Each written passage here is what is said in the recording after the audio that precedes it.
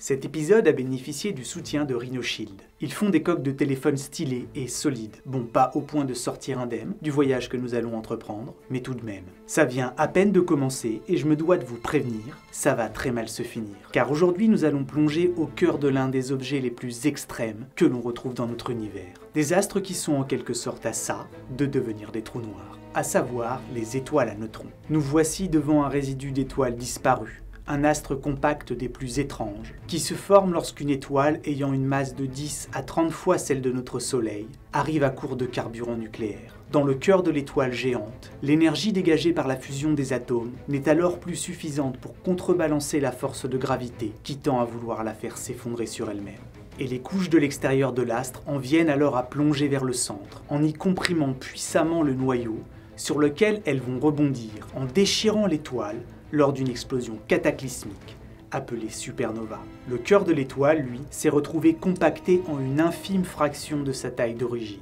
En lieu et place de l'étoile géante désormais disparue, ne reste alors plus qu'un cœur de matière extrêmement comprimée, une étoile à neutrons sur laquelle on va tenter de plonger. Cette sphère d'un diamètre de l'ordre de celui d'une grande ville pèse de 1,4 à 3,2 fois la masse de notre Soleil. Et dans cet astre, où la matière est infiniment plus compressée que dans un fichier rare, se retrouvent les matériaux les plus denses de l'univers connu. On estime que le volume d'une petite cuillère à thé, soit celui de quelques gouttes, de la matière constituant une étoile à neutrons, possède une masse équivalente à celui d'une centaine de pétroliers. Quant au volume d'un morceau de sucre de cette matière, il a lui la masse de l'une de nos montagnes. Et si ces informations vous donnent déjà mal au crâne, alors dites-vous que sur cet astre, le volume disons d'un cachet d'aspirine pèse dans les 100 millions de tonnes. Et histoire de pimenter un peu notre voyage, à la rencontre de ces boules de matière torturées et compactées, nous allons plonger sur un type bien particulier et relativement courant d'étoiles à neutrons, qui au début de leur vie possèdent des vitesses de rotation phénoménales. On pense que ces astres des plus bizarres, appelés pulsars, et pouvant tourner des dizaines de fois par seconde sur eux-mêmes, se forment en récupérant le mouvement de rotation de l'étoile en effondrement qui leur a donné naissance. Et vue par nos télescopes, cette rotation furieuse les fait comme clignoter, car leur pôle magnétique flamboie en émettant un rayonnement terriblement énergétique. Il est tentant de penser qu'en étant aussi éloignés d'un tel monstre que nous ne le sommes actuellement du Soleil, nous pourrions le voir pulser et balayer de ses deux faisceaux l'espace avec une régularité de métronome, perturber la nuit noire alentour à la manière d'un phare. Pourtant, étrangement, à une telle distance d'un pulsar, nous ne verrions vraisemblablement qu'un tout petit point bleu, à peine visible. Car même si la température de surface de ces astres avoisine, juste après leur formation, le milliard de degrés, cette température va chuter rapidement pour descendre en dessous du million après quelques milliers d'années d'existence. Et même si cela reste des centaines de fois supérieur à la température de surface de notre Soleil, il faut garder en tête que la luminosité apparente d'une étoile dépend de sa taille. Ainsi, bien qu'extraordinairement chaude, la superficie dérisoire d'une étoile à neutrons, comparée à celle d'une étoile standard, fait qu'elle n'émet que très peu de lumière visible. D'ailleurs, même l'existence de ces faisceaux de haute énergie, crachés au niveau des pôles magnétiques, ne nous serait pas d'un grand secours pour percevoir le pulsar. Car de la même manière que les rayons lumineux d'une lampe sont à peine distinctibles lorsqu'ils se diffusent dans l'air, ici les intenses rayonnements pulsés ne sont pas visibles lorsqu'ils se propagent dans l'espace. Tout au plus pourrions-nous voir leur réflexion lorsque ceux-ci traversent, en ionisant sur leur trajet, une partie de la matière présente dans la nébuleuse résultant de l'explosion de la supernova. En fait, aussi étrange que cela puisse paraître, la présence d'un pulsar à proximité serait visuellement discrète, même si l'un de ces faisceaux était dirigé vers nous. Là encore, nous ne verrions très certainement à peu près rien, bien que passer quelques minutes dans ce nouveau décor ne vous amène en conclusion inévitablement à la mort. Car il ne ferait pas bon être dans la ligne de mire de ces rayonnements électromagnétiques, pauvres en composantes optiques, mais terriblement riches en énergie dans le domaine des ondes radio, des rayons X et des gamma. Ainsi, un pulsar est en quelque sorte une étoile de la mort constamment en train de tourner et de tirer des rayons pouvant vous irradier aux deux extrémités. On a même exceptionnellement pu observer sur certains d'entre eux des sursauts, des flashs sporadiques, qui bien que ne durant que quelques microsecondes, émettent autant d'énergie qu'un millier de soleils. En réalité, pour être capable de voir distinctement cette étoile, encore un peu trop noire, il va falloir nous approcher et donc inévitablement de nouveau mourir dans la foulée. Ayant le goût de l'aventure et des cuissons instantanées, nous voici maintenant à 50 000 km du pulsar. Et il est amusant de penser qu'à une telle distance, équivalente à 1/8 de celle séparant la Terre de la Lune, alors avec sa vingtaine de kilomètres de diamètre, elle ne serait pas plus visible pour vous que ne l'est une tête d'épingle tendue à bout de bras.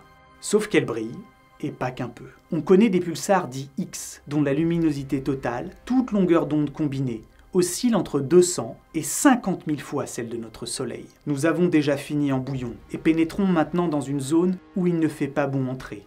Car à proximité de l'étoile, outre les faisceaux de rayonnement X et gamma extrêmement énergétiques qui nous traversent de toutes parts, l'intensité titanesque du champ magnétique lui-même est désormais capable de déformer nos structures moléculaires, qui bientôt, comme prises en étau, vont commencer à se déliter pour finir par rejoindre les myriades de particules chargées, d'électrons ou de positrons, qui fusent de toutes parts et ceinturent l'astre le long des trajectoires de ces lignes de force. Peut-être trouverez-vous une maigre consolation à l'idée de savoir que l'on a pu observer des pulsars X au sein de systèmes doubles en train d'ingurgiter jusqu'à 1000 milliards de tonnes de gaz provenant de leurs compagnons par seconde. Une partie de la matière ainsi capturée y est transformée en plasma, canalisé le long des lignes de force magnétique jusqu'au pôle de l'étoile, où, du fait de l'intense champ gravitationnel, elle est extraordinairement accélérée lors de sa chute, au point que 10 grammes de cette soupe plasmatique, venant s'écraser à près de 100 000 km par seconde, ne libère, au point d'impact, autant d'énergie que quelques 15 000 tonnes de TNT. Là, sur une superficie d'à peine plus d'1 km², portée à 100 millions de degrés, cette pluie infernale de plasma se déplaçant à 1/3 de la vitesse de la lumière peut libérer autant d'énergie qu'une dizaine de milliers de soleils. Et pour nous, là où notre vie s'arrête, un autre plaisir commence. Car en imaginant que nous ayons encore des yeux pour pleurer, nous pourrions voir, au cours de notre descente vers la surface, se produire d'étonnants phénomènes de lentilles gravitationnelles, déformant autour de nous le réel. Car en faisant face à ce type d'étoile, on peut en réalité en voir plus de la moitié à la fois, et ainsi être capable en quelque sorte d'observer ce qu'il y a à l'arrière de l'autre côté. De ce point de vue-là, se poser sur une étoile à neutrons revient à peu de choses près à s'approcher au plus près d'un presque trou noir.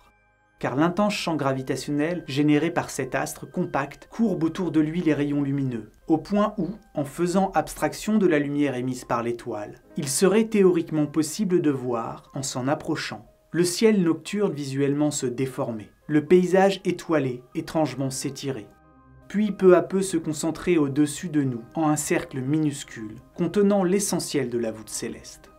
Et c'est là, au niveau de l'équateur, dans une zone légèrement plus calme et d'une température d'un petit million de degrés, que nous allons tenter de nous écraser.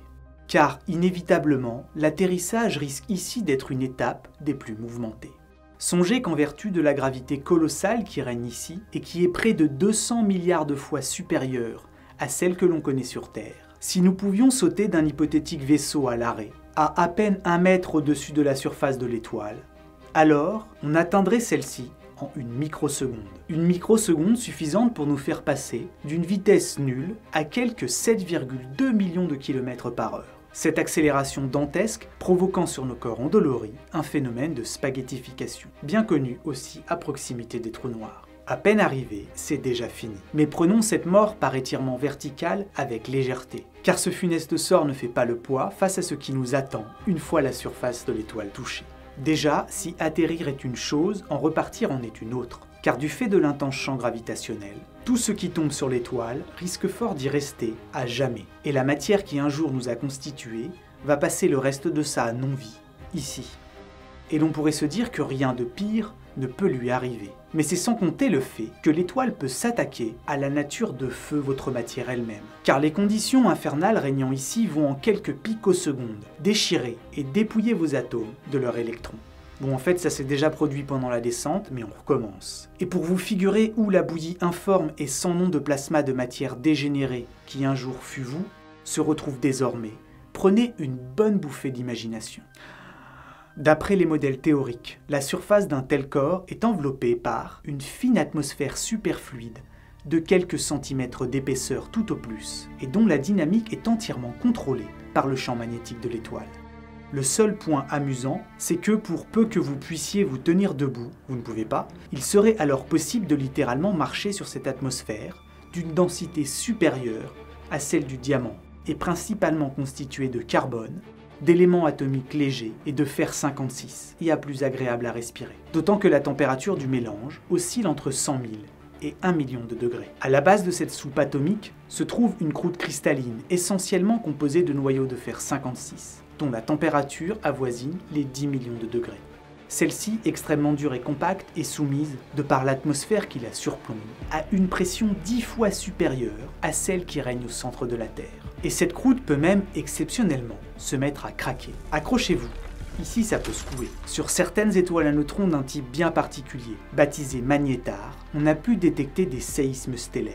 Ceux-ci se produisent lorsque les forces combinées de la rotation de l'astre et du champ magnétique en viennent à légèrement déformer la croûte, qui, extrêmement rigide, se réajuste alors en se fissurant violemment lors de tremblements d'étoiles. Ce phénomène a pu être détecté en 2004, quand un magnétar, situé à 50 000 années-lumière de nous, fut le théâtre d'un de ces tremblements de surface, qui libéra en 1/10 de seconde autant d'énergie que ne le fait notre Soleil en 100 000 ans. On estime que si ce magnétar avait été à moins de 10 années-lumière de nous, le cataclysme aurait pu, de par ses intenses émissions de rayonnement gamma, provoquer sur Terre une nouvelle extinction de masse. Et nous sommes là, aux premières loges, à survivre croûte que croûte, sur cette fine écorce où l'on pense qu'il peut se former des montagnes.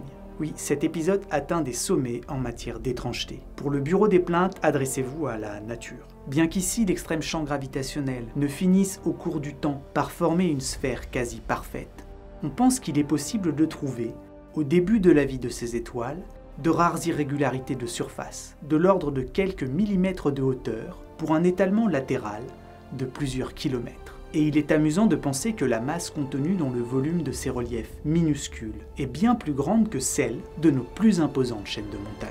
Et maintenant, franchement, au point où on en est, autant rentrer dans le dur, en nous mettant à creuser dans l'objet le plus dense de l'univers connu.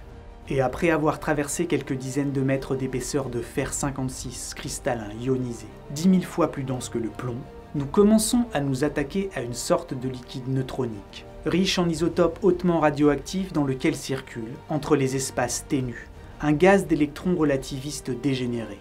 Au-delà, passer quelques centaines de mètres d'épaisseur, à traverser un bouillant mélange dont les concentrations en noyaux atomiques lourds diminuent avec la profondeur, nous rentrons dans la croûte interne, une sorte de pâte nucléaire réarrangée sous forme de réseau cristallin, constitué de noyaux d'atomes exotiques, anormalement riches en neutrons, et baignant dans une mer neutronique superfluide, 100 milliards de fois plus solide que l'acier.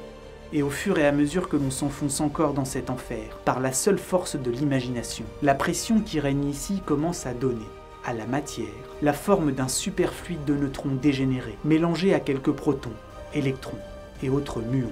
Et en progressant encore, voilà que la matière devient un étrange mélange parfois appelé neutronium, toujours plus riche en neutrons libres, où commencent à apparaître des particules exotiques telles que des mesons ou des hypérons. Et nous arrivons au bord extérieur du noyau, sachant qu'il est très certainement plus facile d'arriver à manger sa propre tête que de rentrer là-dedans. Ouais, c'est technique, hein, car dans le cœur d'une étoile à neutrons réside la forme de matière que l'on pense la plus compactée et la plus solide de l'univers. Ici, les neutrons eux-mêmes en viennent peut-être à se briser en éléments plus petits et à donner naissance à une soupe plasmatique de quarks-gluons. C'est là, dans le noyau, que se trouve l'un des secrets les mieux gardés des forces de la nature, à savoir celui de l'état final et stable que la matière peut prendre dans l'univers. Ici, tout est très certainement prodigieusement bizarre. Et bien que pour avoir le cœur net de ce qui s'y trouve, il faudrait pouvoir y aller, nous disposons de modèles qui nous décrivent une zone mystérieuse, à la physique exotique et encore mal comprise, où se manifestent des phénomènes gravito-quantiques terriblement violents et chaotiques, et où 1 mètre cube de matière pèse plus lourd que l'ensemble de l'océan Atlantique. Nous sommes à peu de choses près arrivés au point de densité où il devient strictement impossible de rajouter quelque chose par unité de volume. À l'échelle atomique, il n'y a plus de place. Le moindre petit bout d'espace disponible est occupé et seule la pression dégénérative neutronique empêche le noyau de l'étoile de s'effondrer sur lui-même. Et c'est là que notre aventure au cœur des étoiles de la mort touche à sa fin. Car arriver à plus compacter ici cette étrange matière compressée reviendrait à donner naissance à une singularité. D'ailleurs, peut-être trouverez-vous du réconfort à l'idée de savoir qu'il est possible, en étant par exemple très nombreux à venir s'écraser sur cet astre, de lui faire dépasser la masse de Chandrasekhar, estimée à 3,2 fois celle de notre Soleil, et ainsi vaincre la pression dégénérative qui l'empêche de s'effondrer, et dans la foulée transformer l'étoile à neutrons en trou noir. Évidemment, tout cela ne répond pas à la question « qu'est-ce qu'on y trouve précisément ?» et accessoirement, qu'est-ce qu'on fait là? En tout cas, gardez à l'esprit qu'aussi extraordinaire qu'elles sonnent à nos oreilles de terriens, les étoiles à neutrons ne sont pas si rares que cela. On estime que notre seule galaxie pourrait bien en héberger 1 milliard, dont quelques 200 000 étant des pulsars. D'ailleurs, il est assez jouissif de penser qu'on a déjà trouvé des systèmes planétaires gravitant autour de ces astres. Les toutes premières exoplanètes, découvertes en 1992, l'ont été autour d'un pulsar, situé à environ 2300 années-lumière de la Terre. Et depuis cette découverte, 2 autres de ces monstres de l'espace se sont avérés posséder des planètes. Si tu cliques ici, ici, là, là ou là, bah il se passe rien. Mais si tu cliques sous la vidéo, tu peux nous soutenir sur Tipeee, tomber sur mon Insta et sur des coques qui dépotent. Car RhinoShield vous offre des réductions de 10% dans la foulée de la sortie de cette vidéo, et notamment sur une superbe collection inspirée du cosmos, tout aux couleurs de la NASA et de l'espace. Des nébuleuses y côtoient des astronautes, il y a même une coque qui m'a fait penser à la croûte cristalline d'une étoile à neutrons. Si, dans ma tête, ça ressemble à ça. Après, si l'espace c'est pas votre tasse de thé, j'ai envie de vous dire, qu'est-ce que vous faites là? Et accessoirement, qu'ils ont aussi d'autres collections autour de la NBA, Assassin's Creed, League of Legends, et j'en passe. Après, gardez tout de même en mémoire que même si c'est des produits solides, ça ne vous sera d'aucun secours là où l'on vient de s'écraser. Je préfère prévenir, on sait jamais.